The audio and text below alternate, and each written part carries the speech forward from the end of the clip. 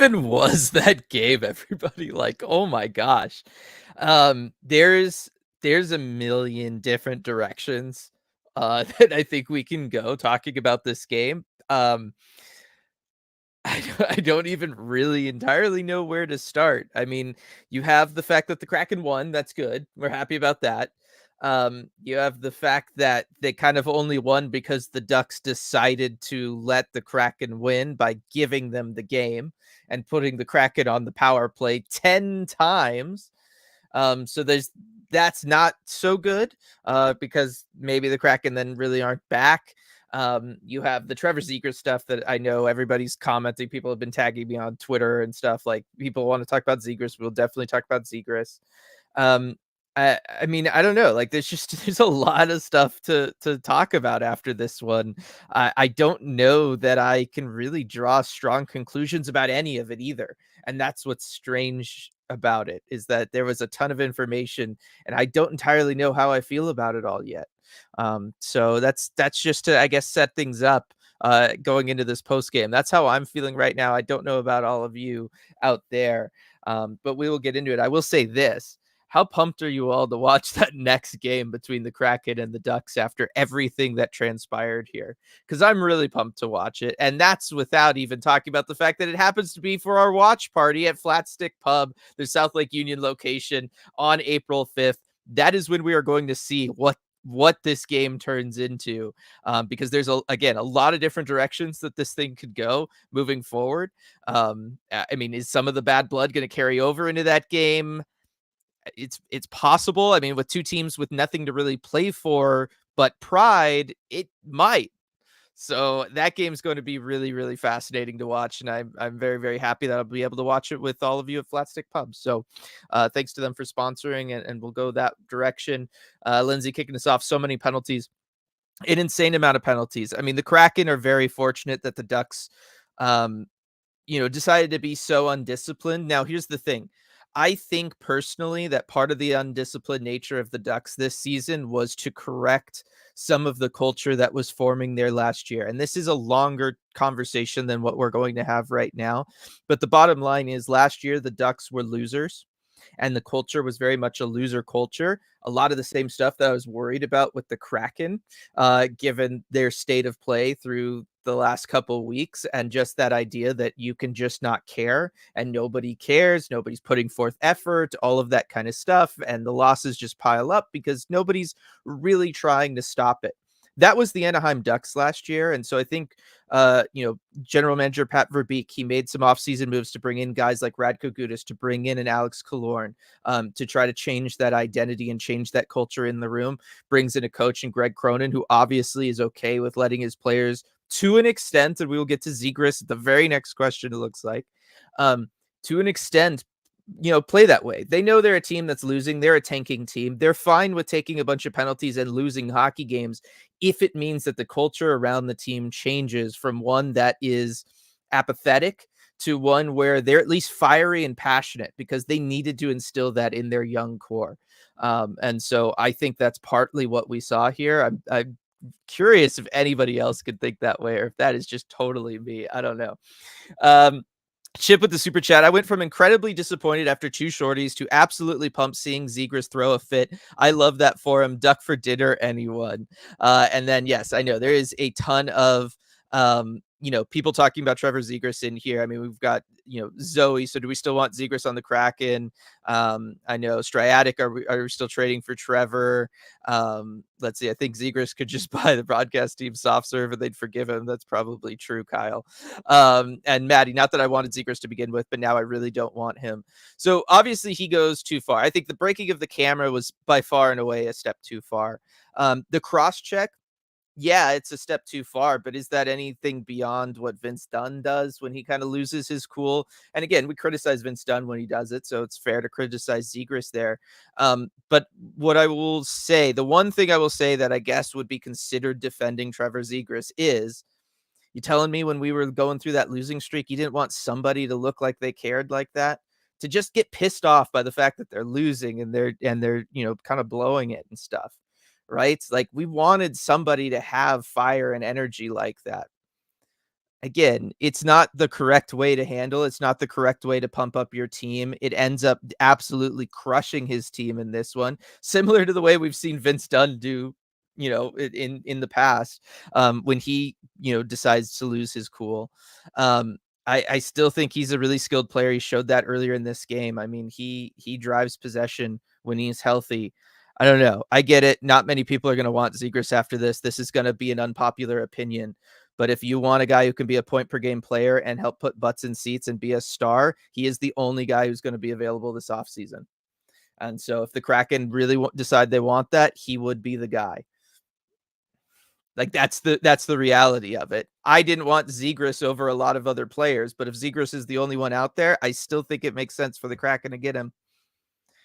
Just like with Vince Dunn, it makes sense to have Vince Dunn out there the vast majority of the time, even though 2, 3, 4 games a year, he's going to blow it for you just because he can't keep his temper controlled, right? I think at some point you got to make that payoff when you're a team that is going through the issues that they're going through. And I think the Ducks are in that same boat, right? Like I said, they kind of brought this on themselves, I think on purpose, just to change their culture, because it's a lot easier to change a discipline problem than it is to change a loser culture problem.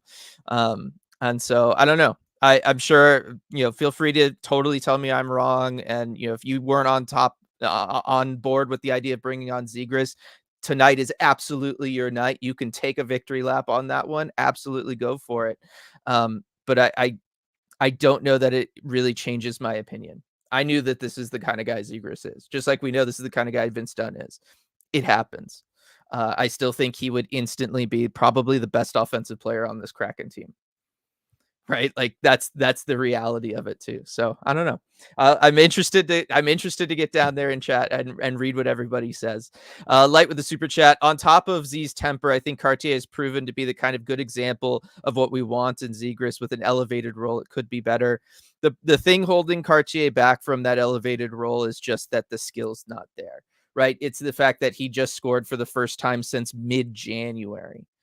And I know he's not given a ton of ice time and stuff, but that is the thing that's keeping Cartier from that kind of elevated role, is just the fact that he's just not skilled enough, is the bottom line. Similar to, the Ryan Donato, Morgan Geekie situation last year, right? Like they're in the bottom 6 kind of just because that's where they are. That's where their skill level kind of dictates that they have to be. But yes, Ty Cartier, fantastic in this one. I thought what he did to stand up for his teammates in this one was really, really solid. He's had that consistently all year. He is the one guy who can give pushback, who can show some fire, and he does it in an appropriate way, right? He doesn't throw a fit. He's not out there breaking things. He's not out there taking stupid penalties, right? We've never talked about Ty Cartier that way. Ty Cartier absolutely understands his role on this team, the overall assignment, and I think is the kind of guy that the Kraken should be building their culture around, is guys like Ty Cartier. He is just absolutely fantastic. Really happy for him to get a goal in this one. The one non-power play goal that the Kraken score for Ty Cartier. So really, really happy for him. I'm with you on that, Light. I'm just gonna go ahead and kind of jump down and see everybody's reaction, because I feel like these are the things that, you know, that's probably what everybody's going to want to talk about. Let's see. Trevor Zegras has not shown he can be a point per game player. I mean, he's been closer than Kraken players have, like in the past, with his stats. Like, what was his rookie year when he made the push for the Calder and stuff? I mean, he's proven to be closer to a point per game player than anybody on the Kraken has been. That's just the way it is. Cole, I think it looked like Zegras got his arm twisted while falling with Tanev. Could be why he went off the ice and was so pissed afterwards. Yeah, I'm sure, there's lots of stuff goes around through here, right? Like, it's just it happens, and he lost his cool. Like, there's no way around it. Let's see. You, or maybe just RJ, literally call undisciplined penalties and attempted injuries loser hockey. That is more of an RJ thing. That is not so much my thing, Viren. That is true. Undisciplined penalties, I'm critical of. Like I said, I'm critical of him. He shouldn't have taken that penalty. It was an absolute stupid thing to do. Like, there's no reason for doing it. But like I said, there's an element of me that looks at the way the Kraken had played the last couple of weeks and goes like, I wish somebody looked like they cared that much.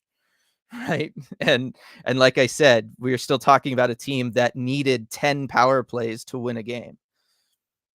And so I like I said, it's a conflicting thing, right? You can criticize Zegras while at the same time saying if he was on this team, he would probably be one of their best players. I think those two things can exist together. The vibes are shifting from trade for Zegras to trade for Barzal. Lol, bring back the former Thunderbird. Lindsay, I've been on Matt Barzal. He makes infinitely more sense. He's a way better player than Zegras. I would 1,000% be there for trading for Matt Barzal. The problem is Matt Barzal seems content to just waste away on the island. That is the problem, right? Zegras is the only guy we know is available. And so he has to be the guy that we talk about, right? Like we could talk about trading for Nathan MacKinnon, but Nathan MacKinnon's not available.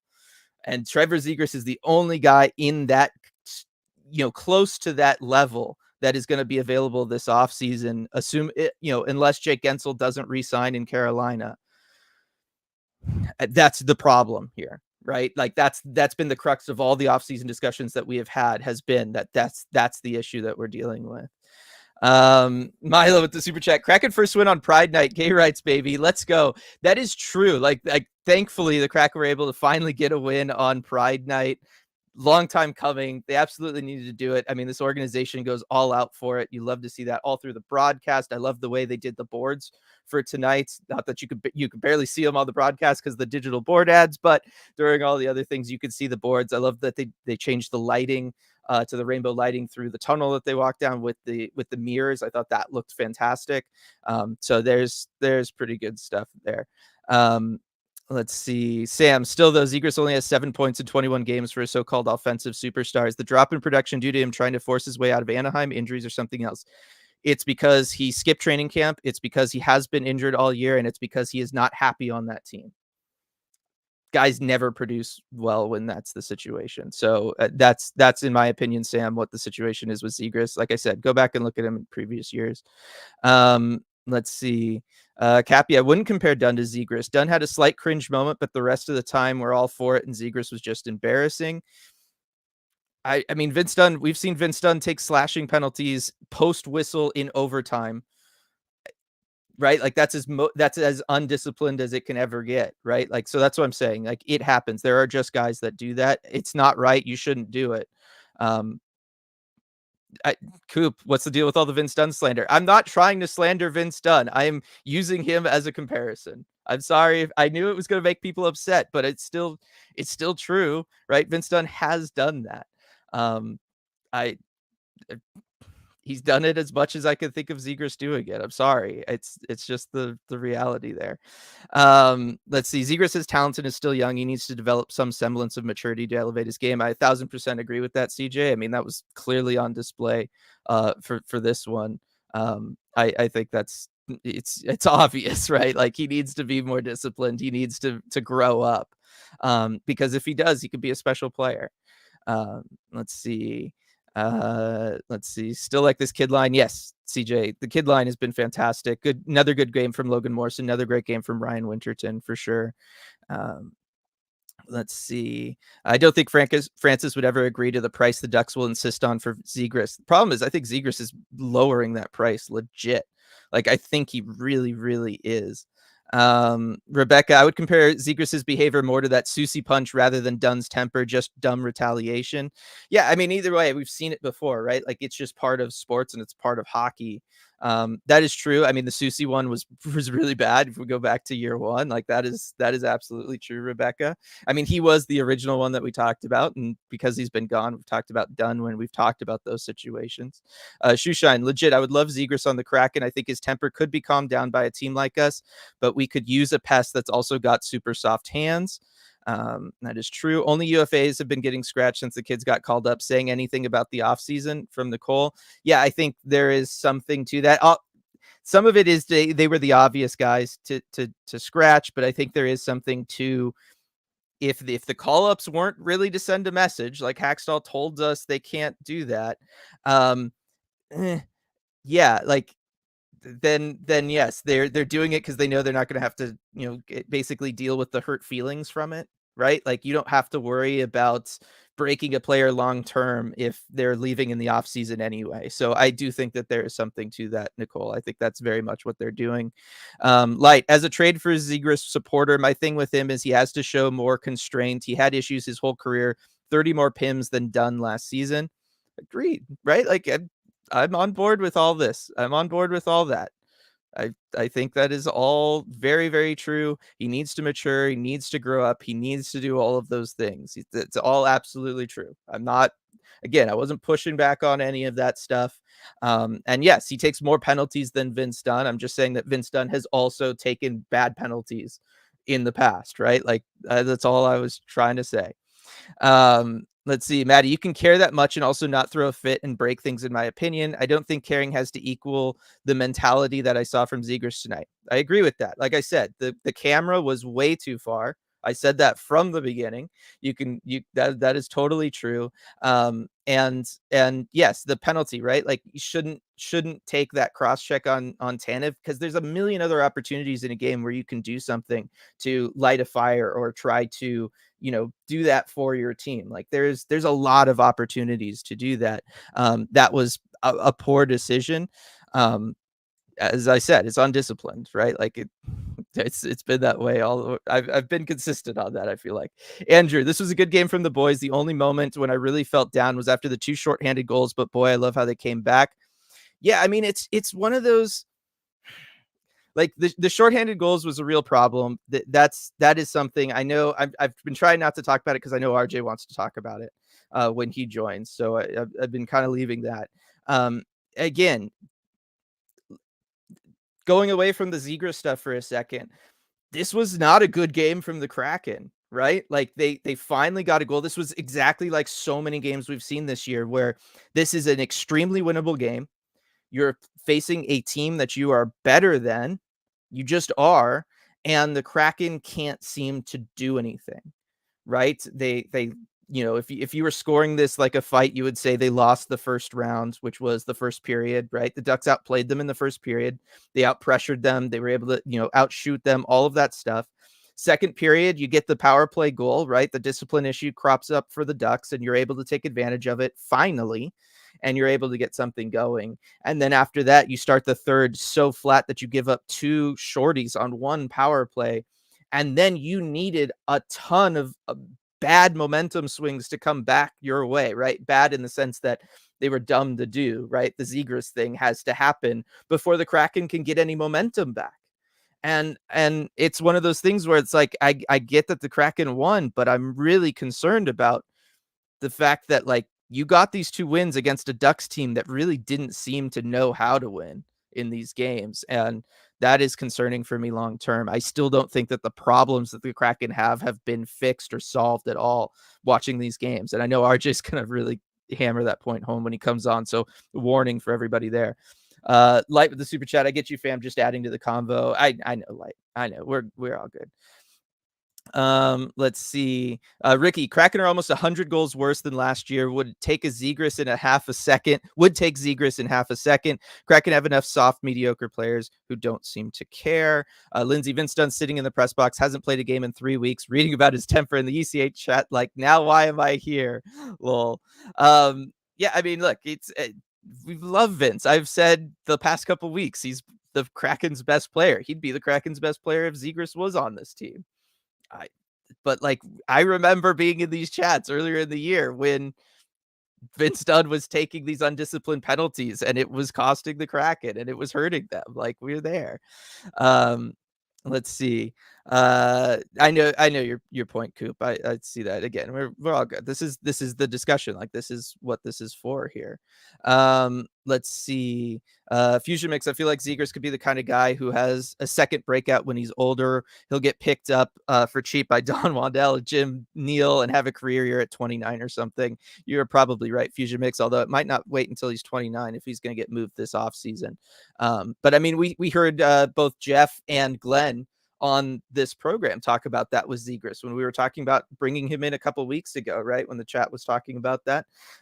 Both Jeff Baker of the Seattle Times, Glenn Dreyfus of the Hockey News basically said the same thing. Like, if you give him a different opportunity, you get him out of Anaheim and you get him around a solid group, he'll probably grow out of it, right? Like you could get something there. Light with the super chat. On a bright note, Ebb's 400th apple and a Berkey bomb. Maddie has continued to be on fire. Whole team was not playing super well, but some bright spots. Yes, really happy. Really happy for Eberle to get that 400th assist. He's been sitting on these milestones for a while, right? Like it's been a long time he's been sitting on these milestones. So I'm happy for him to get that one finally. That was good. And credit to Jaden Schwartz, right? Doing the thing, right? He went to the net. He was in the crease, right? He ate the cross check to go down to the ground where then the puck goes off his stick and goes in. That is the stuff that the Kraken need to do more consistently, because in this kind of sludge of a game, right? Talking about the first two periods of this one before things go all off the rails in the third period, that was the only way anybody could score, right? You had to manufacture that goal. Even though you're on the power play, you had to manufacture that goal, and you did it by going net front. That is the stuff that the Kraken need to do more consistently. I loved that goal from Jaden Schwartz. And yes, Maddie has continued to do well. I don't know why it took so long on the power plays for Maddie to go net front again and kind of be the guy and to be there, Johnny on the spot, but they eventually rotated back around there. I'm telling you, that is where Maddie's got to play on the power play next year. He just is built for it. His instincts are built for it. I love that for Maddie Beniers. And then Andrew, yeah, the problems don't to be solved, but I'm at least happy that they seem to look better psychologically wise. Yes, psychology wise. Agreed, Andrew. Agreed. No, you're very correct. And thank you for the 2 super chats. I really do appreciate those, Andrew. Jessica, yay, fun hockey. It was a heck of a game. It was a heck of a game. From a back and forth and all of that kind of stuff. I definitely agree with that. Let's see, Maddie, my last bit on Zegras. I don't think his production is likable enough to outweigh his discipline and personality issues. I don't want that guy in the locker room. It's totally fair, Maddie. Totally fair.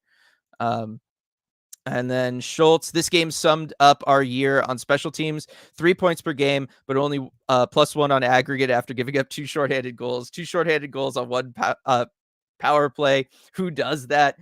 The Kraken do that, apparently. But yes, this was a pretty prototypical Kraken special teams game where you get 10 power plays, you score on 3 of them, which is pretty decent.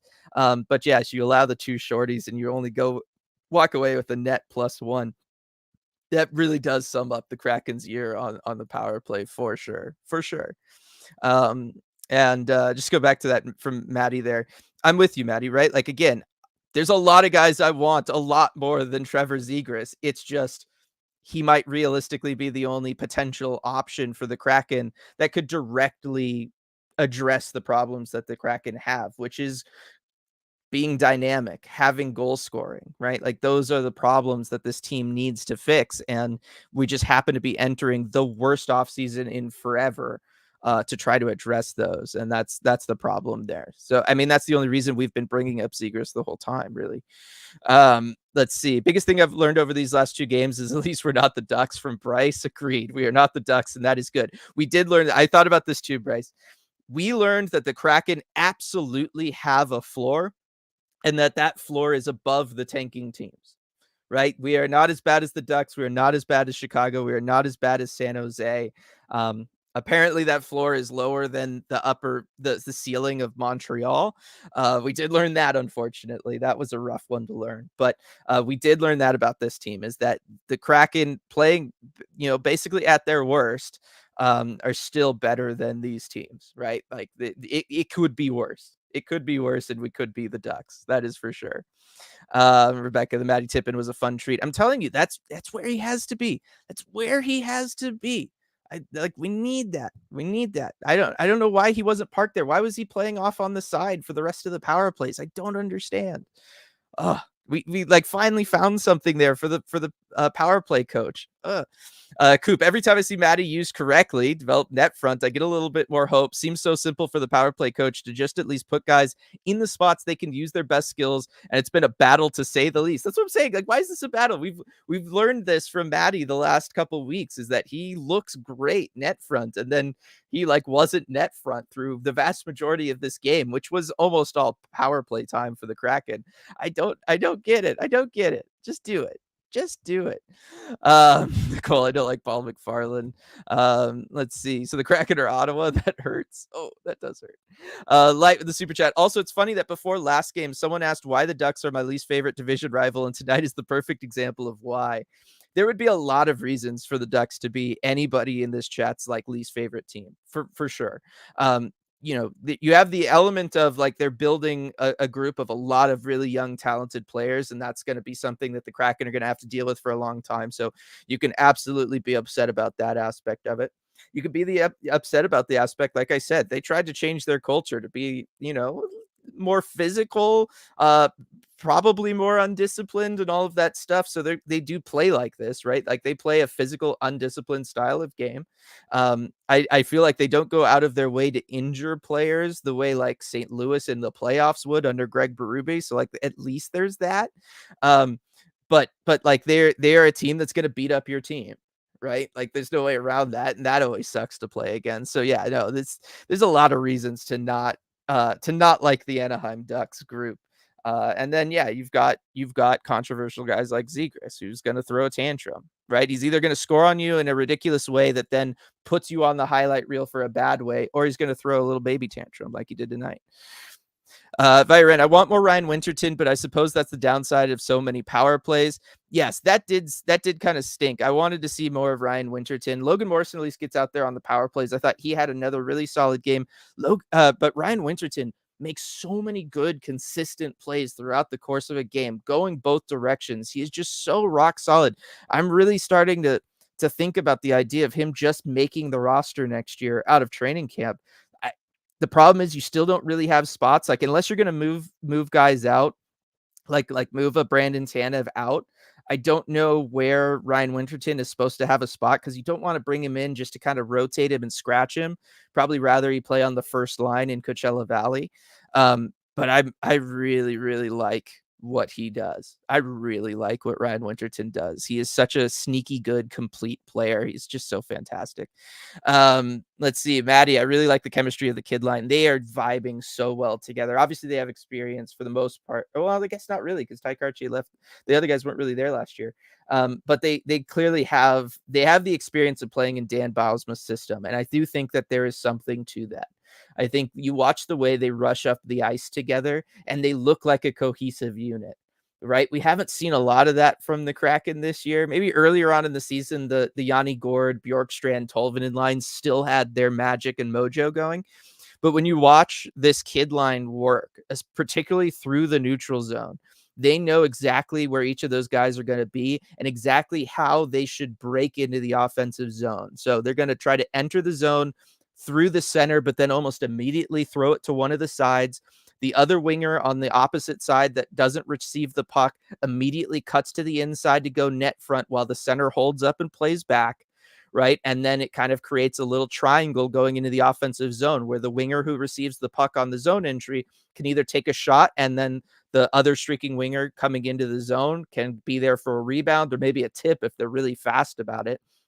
And the center can kind of hold back, make sure there's not going to be a turnover. And then once they establish there isn't going to be a turnover, if that other winger still holds on to the puck, they can just be an option that's coming down the high slot in a pretty good prime scoring area to receive the puck and go for a shot. Like, it's a really good zone entry system that these guys have. And the only reason I can think that they have it, because the rest of the Kraken don't have it, is because they all played for the Firebirds, and that is one of the things that the Firebirds like to do when entering the zone. So I like the chemistry of the kid line, and I think that chemistry is there not because they necessarily all play together. Obviously, Morrison and Winterton have, but because they've all played in the same system. And this goes back to what I was talking about a lot on the deep dive this past week, which was the Kraken need a system. You need that consistent, solid bedrock to your game that guys can build off of, that you can build off of as a coach, that guys can you can throw your lines in a blender and everybody's going to still be able to play with each other at any given point in time.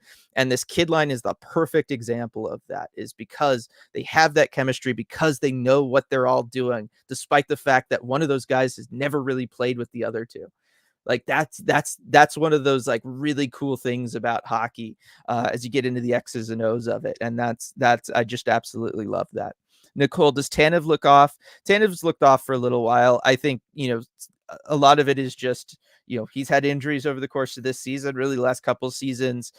That is tough. He plays a hard physical game at the end of the year. If you're not really playing for anything, I get why particularly guys like him maybe take a foot off the gas just a little bit because they are beat up, right? And if you don't have the playoffs kind of motivating you, it can be tough. It can be really tough. I mean, I would wager that Brandon Tanev is more beat up than anybody in that locker room, probably.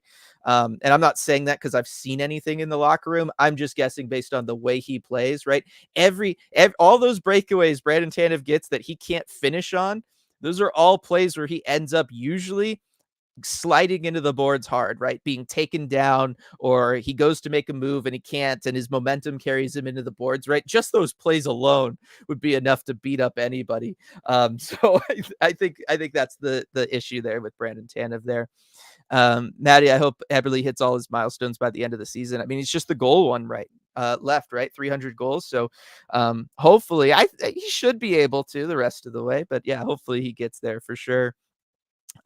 Let's see. Alan, it's pretty close how much I dislike the Flames and Ducks. Great entertaining game tonight, but Zegras is on the watch list now if he wasn't before. It's going to be, like I said, it's going to be fascinating to see what that game is going to look like against the Ducks on April 5th, right? Will the Kraken hold on to it? Do they feel like Zegras kind of got his just desserts? Do you go after and if you're Tanev and try to fight him like early on in the game? I don't know. Like there's a lot of things because you could say that, look, you beat him on the scoreboard, you did that thing. You got him on that power play and then, he got benched by his coach. And so you could say that that's enough, but I don't know. You don't have to. Fusion Mix, I want Maddie to watch Pavelski very closely next game and take lots of mental notes. Net front Beniers could become such a monster treat. Oh, I really hope so. That would be great. That would be great. Let's see. A Ghost with the super chat. Thank you very much. Wish we'd fight more. A lot of Ducks needing it. That's yes. Like I'm not huge on the fighting thing. If you listen to our Patreon podcast, my thoughts on the whole idea of enforcers and how bad the ultimate ramifications of that are because of the repeated head trauma. I'm very, very passionate about that issue. So I'm lulled to say I want more guys fighting. I certainly don't want guys fighting regularly, and I don't want somebody on the team to feel like that's their role and that they have to do it frequently. But there are times, like I said earlier, you want a little bit more fire from the guys in certain situations, like we'd seen over the last couple of weeks. We've got RJ here. RJ, how's it going? Going all right. Sorry, I took a little while to get here. Yeah, Trevor Zegras actually tripped me twice on the way over here. So Okay. I kid, but lots of penalties in this one, Dylan. Yeah, just a little. We've been talking about that. Spent a good chunk of time talking about Zegras. It's been a very controversial chat, I would say. Interesting. I mean, do you have thoughts on Zegras? I mean, obviously, lots of conversations from the people who weren't necessarily on board with the idea of trading for him. I mean, this is their day to take a victory lap for sure. Yeah, definitely. I mean, he lost his cool. He was totally undisciplined in this one, and he kind of helped cost his team the game. He wasn't the only guy. I mean, the Ducks as a team just have zero discipline, as we saw tonight. But yeah, he certainly didn't help with that. I mean, he made one great cross ice pass to set up a good scoring chance in the first, and I thought of you immediately when he did that. But otherwise, yeah, a pretty poor showing from Trevor Zegras tonight. Yeah, no, that is for sure. 10 power play opportunities for the Kraken, RJ. Pretty unprecedented. Like that doesn't happen very often. And then a mixed results, right? You convert on 3 of them, right? So 30% is not bad for a power play. Like you take that. But you also allowed 2 shorthanded goals on the same power play opportunity, which is never good, RJ. Yes, that is never good. Even worse than icing on the power play. Allowing 2 shorties is never good. And yeah, it was really odd game, Dylan. I mean, I think Byron said in chat earlier the least 5-on-5 ice time of any game this season for the Kraken. And Andre Burakovsky was talking about that a little bit. On the opening question, right? Just kind of what was your feel of the game? He kind of struggled to answer a little bit. He's like, well, it wasn't the strongest performance, but it's really challenging when you have that many power plays just all kind of in a row like that. it messes with the chemistry of how the game goes, and you could tell it definitely threw him off a little bit. And I think that was the case for everybody on the power play for a little while. And then Hackstall, though, he said, obviously that's not a great moment when you give up the two, but he was really proud of how the team responded on the future opportunities there. And he said that's what matters is how you answer. This is not the first time that we've heard that from members of this team. The idea that a lot of penalties existing, even in a situation like this where it's all power plays for you, kind of throws like their rhythm off. I don't remember ever hearing that from a team before, RJ. Like, have Right. you? Not really. And here's the thing. I understand it may be throwing your rhythm off at 5-on-5 because you're just not getting a whole lot of time there. But throwing your rhythm off on the power play doesn't make a whole lot of sense to me. I would think getting extra reps, extra time there would help. Also, I've mostly heard it too when the penalties go both ways. And so Yes, you're on the that's power true. play, you're killing. You're on the power play, you're killing. That I understand. But it was all going one way. The calls only went one way in this game, really. So Yeah. I wouldn't think that should be a disadvantage. Yeah, no, that is an interesting one. One of the things I was talking about was the kid line, who had another impressive showing in this one. RJ again, maybe limited because of that lack of 5-on-5 ice time, but I just kind of finished talking up about the fact that they have a lot of chemistry because they all played within that Firebird system under Coach Dan Bylsma, and what I think you're seeing from them is the example of a team and a group that knows how to play within a very structured offense, that knows how to play within a system offense. They are on the same page. They know what to do. They have different looks for entering the offensive zone, which is something that really the rest of the Kraken don't have. It's kind of crazy to me that line is really demonstrating maybe a lot of the stuff that the Kraken need to work on as a whole. Right. I mean, it reminded me of those Firebirds games that I had the chance to go to last season, just the way they were playing as a three-man unit. And Ty Karche was so happy. It was kind of night and day, the attitudes between the two players we got, Ty Karche and Andrei Burakovsky. Burakovsky was very, kind of level-headed, just kind of gave his answers, and he didn't think it was the best performance from them anyway. But Karche was just so happy. He seemed really thrilled to just be able to play with those two guys again, and he looked almost like he did when they called him up from Coachella Valley. Yeah, no, that is good. Oh goodness, RJ from Nick, Maddie. I'm not saying I forgot, but about RJ, but I forgot about RJ. Again, it was a heated discussion about Trevor Zegras, RJ. Like that's what this was. Wow. It Okay, was. It that's was. really interesting. I mean, I feel like it was the most heated we've ever been. Huh? Or at least I've ever been on here. It was just like pro Talking with versus people. pro and anti Zegras bringing him in for the Kraken. Is that Yeah, I what it mean, was about? but like obviously the breaking of the camera, which I don't even know if you know about, given you were on the press No. bridge, but he broke the root camera in the penalty box. So that Oh, I didn't that know that. element is like by far and away the biggest. Like you just can't do that. That's baby stuff, right? So he Yeah, we did had no that. idea about that here. Yeah. So he did that. Edzo on the broadcast was, pretty worked Yeah. up about that one.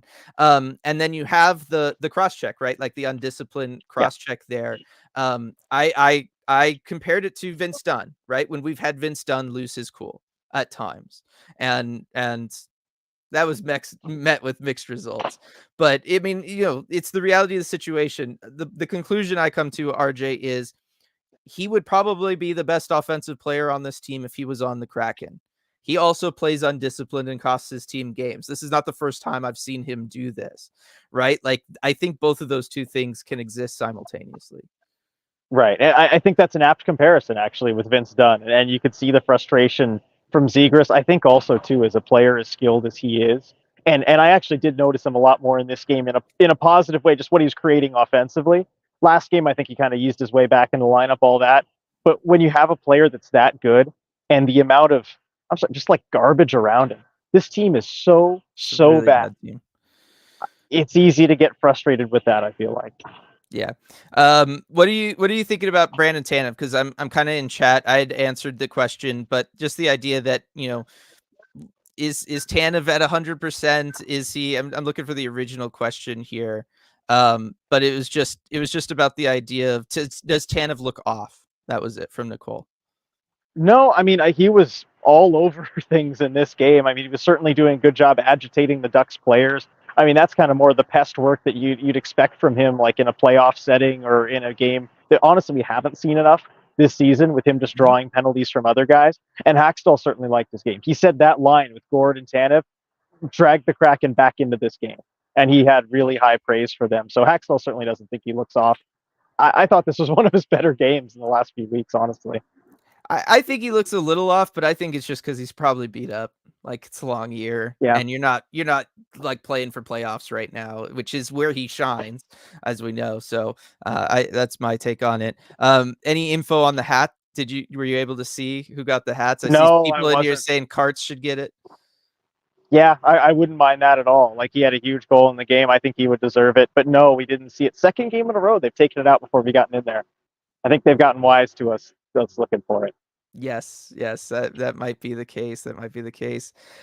Julia, it might be a topic for a future deep dive or prospect chat, but I'm interested in your thoughts on Linton Road. I saw Cap Friendly tweet that they thought he shouldn't actually be eligible for a 3-year entry level contract. That would be because he's a college free agent, right? So he's over. How long was he in college when they signed him? Well, because it's yeah, and it has to do with this. Excuse me, with his signing age, I believe, and that like it would Yeah, be over a certain age, so he can't sign for 3 years. But I don't remember the details on it. it's because the basically the rule is if you're over um 21, I believe. If you're 21 or over, so like your draft rights would have expired if you had been drafted, all that kind of stuff, then you are just a free agent at that point. So you're not signing a cap specific, a CBA specific entry level contract. So it's not that kind of built in 3-year deal. That's the situation there. As an undrafted free agent over the age of 20, I mean that's just who he is. He's just a UFA essentially for anybody to go Yeah, out there and sign. So hence why the deal is the way that it is. Let's see. Bryce quote, yeah, we had to face a lot of adversity tonight by having an extra player so often. Talking about the the Berkey comment there. Alan, I do agree that kind of game can snap momentum and redirect it, but once you hit 5 power plays, I'd just be expecting to shift focus to man advantage opportunities for most of the game. That is, I mean, that is one of the things, especially because like you knew in this third period, one, the refs were going to want to keep it under control. So as long as you kept it under control, the other team was going to keep taking penalties, which they did. And that, yeah, that team just didn't look like they necessarily wanted to win the game, if you know what I mean. right. Exactly. I mean, I think through a game and a half, it was clear enough that the Ducks just couldn't help themselves. And no matter Mhm. how much in the game they were not going to stop taking penalties. I mean, I don't know. Even just given the fact they're probably tanking, it almost looked a little too obvious to me. Yeah. Let's see. Oh yeah, Sam had asked about Oscar Fisker Molgard. I don't have the comments in front of me anymore, Sam. But yeah, if his team gets relegated in the Swedish Elite League, make more sense to bring him over to CV. It would make more sense to bring him over to Coachella Valley if that's the case. But my guess is the Kraken would be involved in trying to find a way to get him to a different organization in Europe or in Sweden and have him play up at the highest level there. I think that's realistically what they would do. Um, season ticket prices are going to have to go up to pay for the camera that Zegras broke. I mean, I would Uh, assume because Edzo didn't know the answer to this, but I would assume this is a very simple one. When it's obvious that a player breaks a piece of equipment like he did intentionally, he just he has to pay for it, right? Like that seems pretty simple to me. I Maybe would that makes think too much so. sense for the NHL though. Yeah. Well, actually, here that's an interesting thing, though. I'll do some digging on that because I'm sure there are some people around here who Edzo would said he know. was going to. Yeah. Oh, okay. So yeah, I'll see if we can figure that out. But yeah, and so will probably say it on the next broadcast if he gets an answer there. But yeah, I mean, as long as like if it's not within the run of play, obviously, if your shot Yeah, breaks yeah. the Well, that's goal what I'm can or saying. something, but Yeah. this is different. Right. That's what I'm saying. When a guy intentionally, Hmm. wasn't premeditated, but when he does that in a situation like that, um, I feel like that would be a really simple thing to do, and it would be one of those where it's not even like Root or the Kraken has to go to Zegras and ask him to write a check. Like they would just approach the Ducks or whatever, and whenever the Ducks are doing their game check, they would just withhold whatever money, and that money gets from one organization to the other, kind of thing. Right. That's what I would think. Yeah. Let's see. Pulling the goal lead with only 1:30 left definitely felt like tanking from Nicole. So I'm saying it's like the Ducks didn't want to win this game at all. Like that wasn't part of their plan going into it. Yeah, I mean, these last two games, it really has looked like a team that did not want to win, that had no interest in winning the game. Yeah, Fusion Mix saying Marchand had to pay for the camera he broke last season. So there. Right. Yeah, That's Bryce, probably the Bryce, I've actually looked this up before. Cameras are paid by the team of the player that breaks it. Okay, so then it might be up to the player, to that team, whether or not they then want to take those funds back out of that player's next contract. Then that would make sense to me. Maddie, I will be at next game, so I won't hear the broadcast answer for the Zegras camera. Someone please let me know. And then Rebecca, looks like when Petrangelo broke the camera, he was fined $5,000 by the league. Yeah, I mean, that's going to be separate. I think there's a chance that he could get fined by the league for that one. Maybe. I mean, this is an instance too where he had enough, I guess, offenses in the game, really, where you could point to it and be like, "Look, this is a guy you need to get under control," and fine would help send that message. Yeah, I could see something like that. I'm okay for it. Like I said, the camera thing is like well above and beyond anything else he did, in my opinion. Yeah, that's wild because we didn't even know about that. Yeah, well, you would have had to have been looking at him in the. I don't even know that you could get a good angle actually from the press bridge. No, from where I was, no, the box would have gone too high for me to see. Somebody's got it on Twitter though, the video of it. And then Stratic question: can Zegras go to actual King County jail for destroying CPA property? That would be up to Climate. It would be up to Root, because I would assume it's Root owned camera. So I guess they would have to press charges. Is how that would happen. I don't see that happening.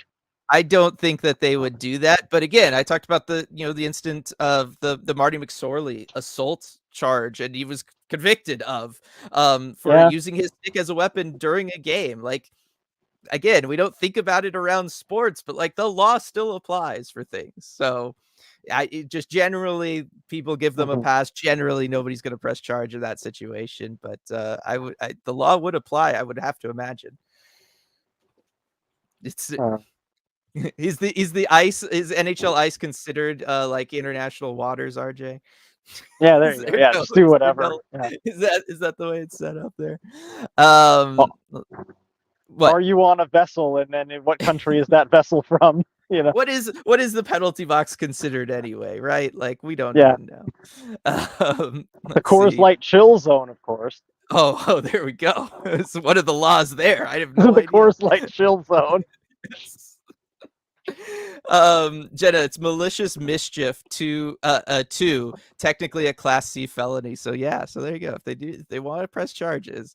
Good job tonight, chat. I know, Keaton, got to get Orca involved. Yeah. There we go. Let's see.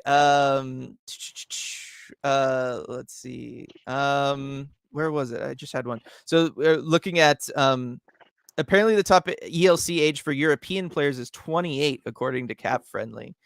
So that's interesting. Yeah, it goes up for a long time for European players. Forever. Well, I guess, I knew it was longer. I didn't realize 28's a long time, because that's like that's a full year past UFA status if you were in the NHL. Like, that's exceptionally long. I knew it was longer because you need that for guys who are under contract with European teams. We see this a lot, especially with the Russian players, right? They might be under contract for 4 years after they're drafted, so you'd want their rights to extend that long. 28's a really long time, though. It is, but I mean, if you look at it, like the PA probably doesn't have a whole lot of motivation to really press to negotiate a better deal for European free agents. Yeah, well, I was gonna say, yes, no, they have nobody's gonna be arguing for that in the CBA at all. Elizabeth with the big super chat here. Just home from that bonkers game. Does this Ducks team have no leadership over a period in the box? On another note, no A on Yanni's sweater tonight. Did I miss him losing it? No, they just rotate it out basically for different games. They have the 4 alternate captains, and they'll just switch it out. So sometimes you'll see it with a particular player, sometimes you won't. So no big news there. As for the Ducks, Dylan, I was really tempted to go see Cronin's post-game presser. I didn't, because I figured you all would be more interested in what the Kraken players and coaches had to say. But man, I want to know what he had to say after that game, because after 2 games, like, I don't know what he is doing as coach of the Ducks. Like, beyond the discipline, guys just look like they don't know where to be. I would say that on special teams. I will agree with you on special teams. I think they like, again, they're a bad team, RJ, but they look better entering a zone than the Kraken do. Like they do In have the first period tonight, good maybe. general systems that they have that is something. I talked about it to kind of kick things off. What do you think about this? I think that last year and really the year before too, they were really building just a loser culture. And I don't mean like loser in the sense like they were going out to injure people the way like you used the word for Yeah. loser. I mean like they were just a team that did not know how to win, and you were raising a group of young players that just didn't know what it was going to take, what level of work it was going to take, all of that stuff to win. We know what Pat Verbeek did, bringing in Radko Gudas, bringing in Alex Killorn this offseason, trying to change that culture, trying to shift it in the right direction. And I do wonder if one of the ways of them getting out of that was to build a fiery team. Yes, we're trying to tank anyway, so the discipline problem doesn't really hurt us, and we can fix that later. But we want a team that's at least going to go out there on a nightly basis and play passionate. Now, this was a little not that, like this was a little beyond that at times, but I do wonder if that was at least the idea of Verbeek's moves and Greg Cronin being the hire and the work that he's done since he's been there. Maybe. I think that might be part of the idea behind it. I would say the execution on that has not been good. Like even tonight, it didn't feel like they were necessarily like fiery tonight, and they just up and rolled over the last game. So I don't know. But is that not the Zegras thing, right? Is that not taking an undisciplined penalty, right? Like he at least had emotion. Yeah, I mean, in that he was one, frustrated. but a bunch of other, but a lot of the other penalties, just like obstruction, just undisciplined in a way where you're not taking a shot at them. Yeah, a lot of the high stick from Killorn, and that wasn't, yeah, that's not fiery. And a lot of cross checking. I'm curious too. I thought the interference calls going both ways, both interference calls. The first Zegras one before all that fiasco, and then the Will Borgen one. I don't know that I would call them interference, given both times the puck is basically in their skates. Right, I agree with that. I think neither of those calls should have been made. I don't know. The refs were calling this one really tight. It just the whole way through, and not even in a let's get control of the game way, just in every little thing kind of way. Yeah. No, they definitely started that way. It was interesting. Keaton with the super chat. Yo, Dylan and RJ need to be back next year. They're my boys. We have such a strong want to win.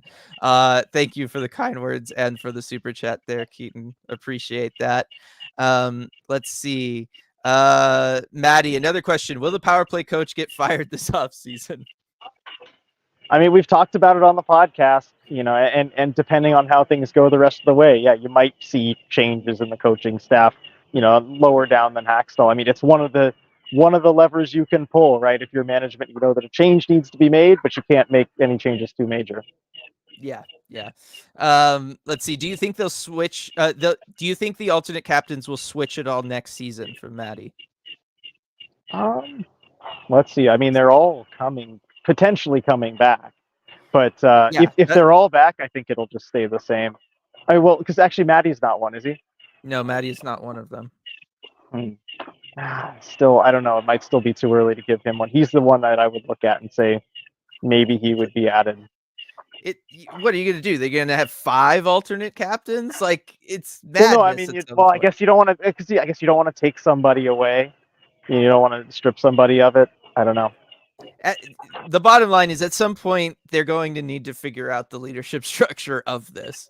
Right, like it's kind of working. I know there's like a car alarm going off right next to you for some reason. You can hear that? Yeah. Sorry, that happens occasionally here. Yeah. Like at some point they're gonna just need to have like a definitive, this guy is captain, these are the 2 alternates, and we are just done with this rotation thing that we're doing. They do need to get a handle on that, but again, I don't know that this is the year for them to do that. This offseason anyway. Right.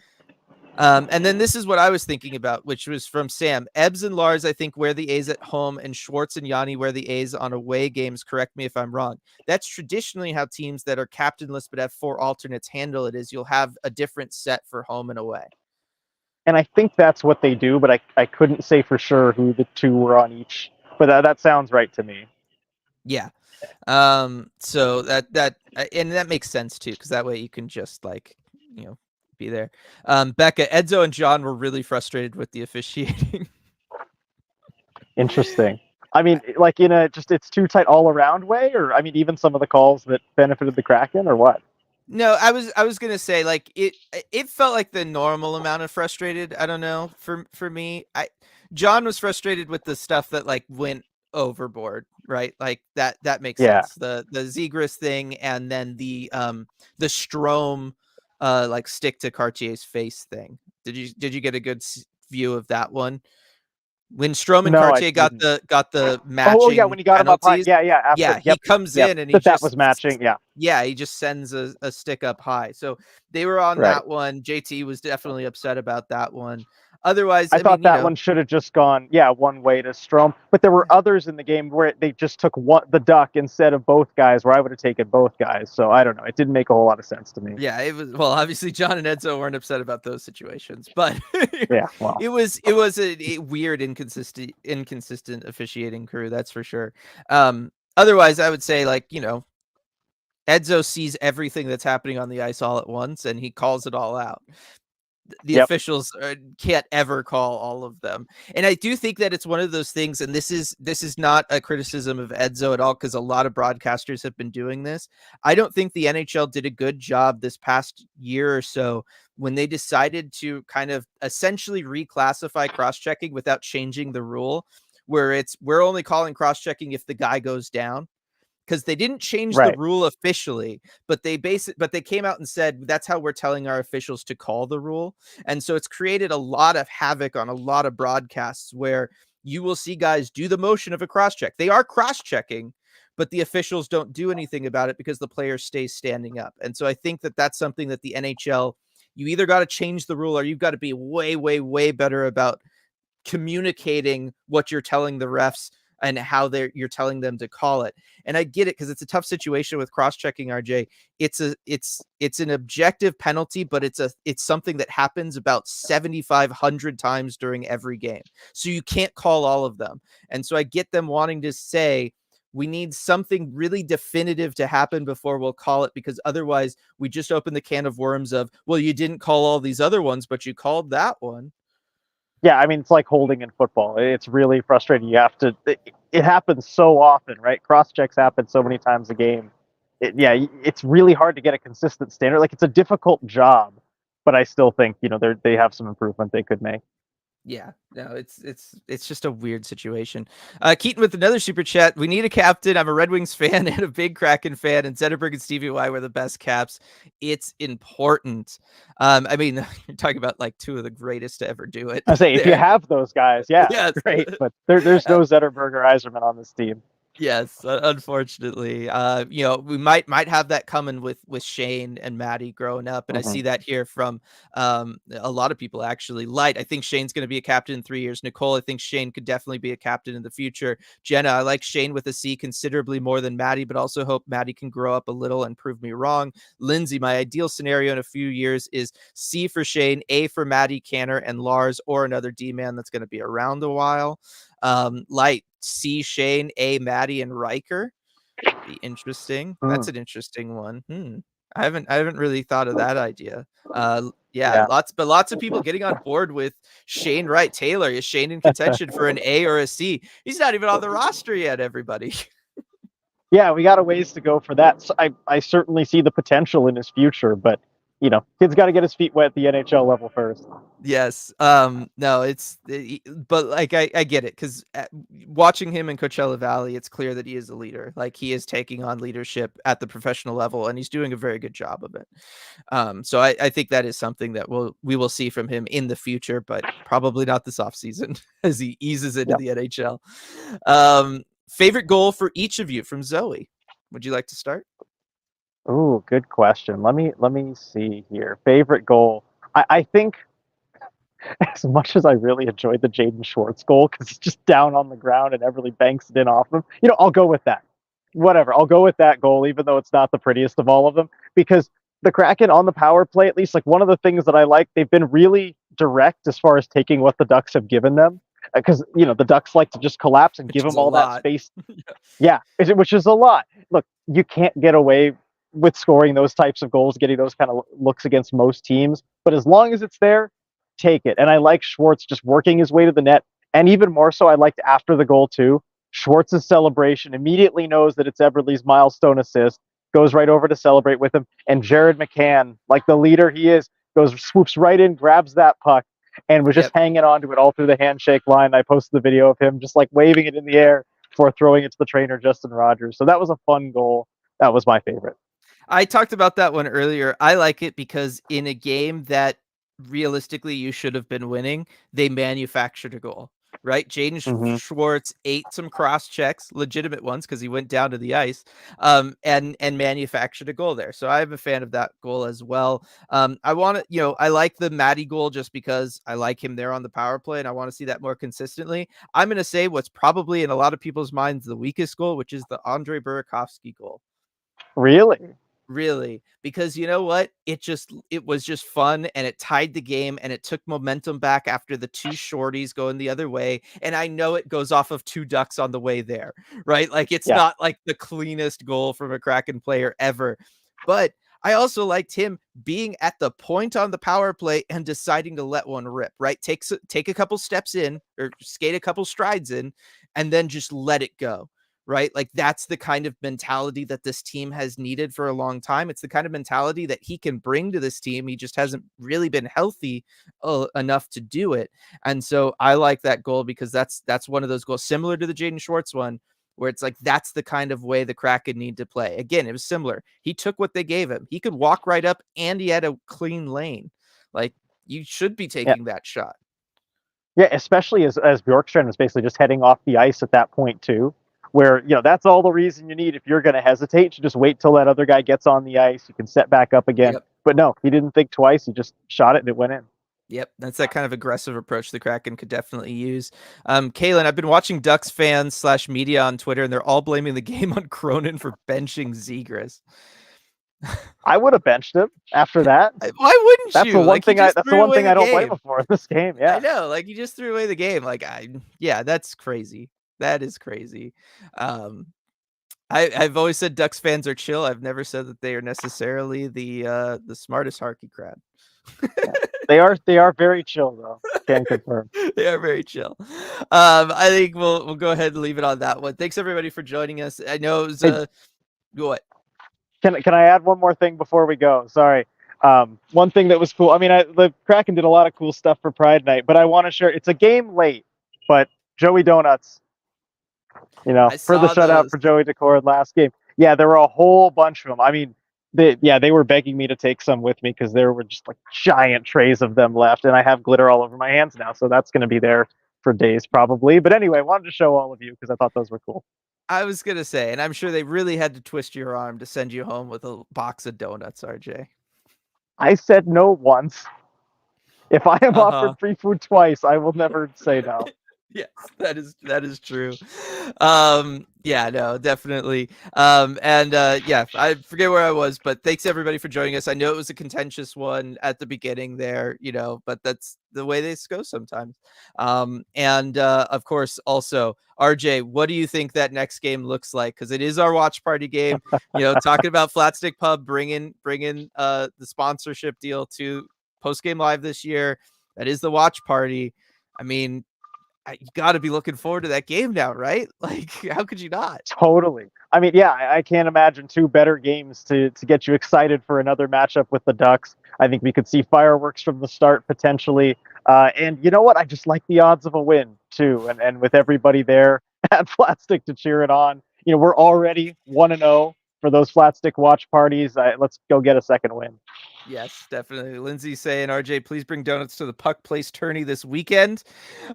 And then Michael with the super chat here with the good night. So appreciate that, Michael. Thank you for the super chat. Thank everybody for the super chats. And yeah, we'll just leave it with that. Good night.